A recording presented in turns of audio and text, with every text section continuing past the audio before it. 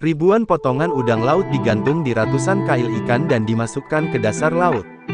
Berapa banyak makanan laut yang bisa ditangkap? Jawabannya pasti akan membuat Anda kaget. Dan jika Anda ingin menangkap lebih banyak ikan, kait ini tidak bisa dijatuhkan begitu saja. Anda harus menemukan ikan di laut yang terdapat gerombolan ikan. Ayah dan putrinya telah memilih lokasi mereka.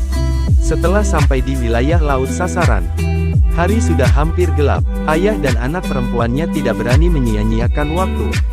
Mulailah segera memasang antrean, dan memasang pengait ini adalah pekerjaan teknis.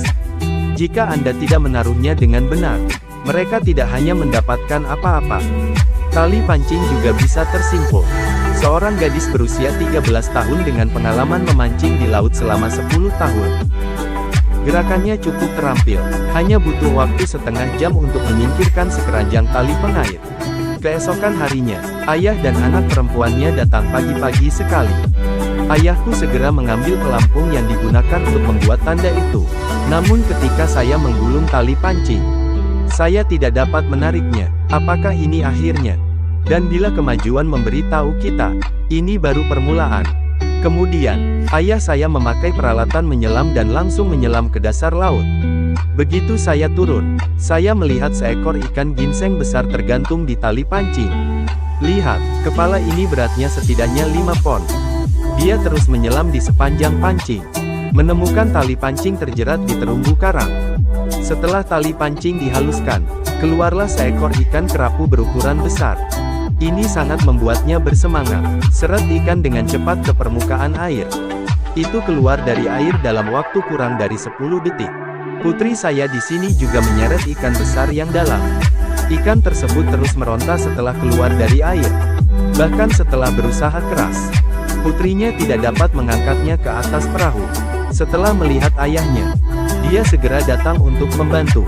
Baru pada saat itulah ikan besar yang dalam berhasil dibawa ke atas kapal. Kemudian sang ayah memasukkan ikan kerapu besar itu ke dalam perahu. Saya memanen 2 item bagus di awal. Putriku tersenyum lebar. Dengan 2 ikan ini, uang itu diperoleh kembali. Ayah saya bahkan dengan senang hati memegang ikan besar yang dalam untuk dipamerkan. Kerapu ini juga memiliki berat 4 atau 5 pon. Lihat, mulut besar ini bisa menelan seekor ayam. Ikan kerapu ini saja bernilai ribuan dolar. Saya tidak pernah menyangka pertunjukan bagus akan datang. Lalu ayahku melanjutkan menyelam. Kerapu besar lainnya ditemukan di bawah terumbu karang. Dia terbaring tak bergerak di dalamnya. Sepertinya aku terlalu lama mengambil umpannya. Setelah bertarung habis-habisan, saya tidak lagi mempunyai tenaga untuk berjuang. Saat tali pancing diambil, putrinya segera menaruh ikan kerapu itu ke atas perahu. Kerapu kedua berhasil masuk ke gudang lagi dan tampilannya seperti ini. Hari ini adalah waktu untuk menghasilkan banyak uang. Ketika ayahnya menyelam lagi, ikan besar lainnya ditemukan terjerat di terumbu karang. Melihat kondisi ikan yang begitu bagus, ayah saya bahkan tidak bisa melihat hatinya yang gembira di dalam air. Putri saya juga sangat sibuk di kapal. Dalam beberapa saat ikan besar dan dalam ini dibawa kembali ke perahu. Ikan-ikan di belakang perahu masih meronta-ronta. Putriku bahkan tidak bisa menangkap ikan. Padahal tidak seperti sebelumnya. Namun ayah dan putrinya masih cukup puas. Saat ini pancingnya masih setengah terkumpul. Bagian kedua dari ikan itu bahkan lebih mengejutkan saya. Setelah ayahku menyelam lagi, seekor ikan kerapu tiba-tiba melompat keluar. Perjuangan gila.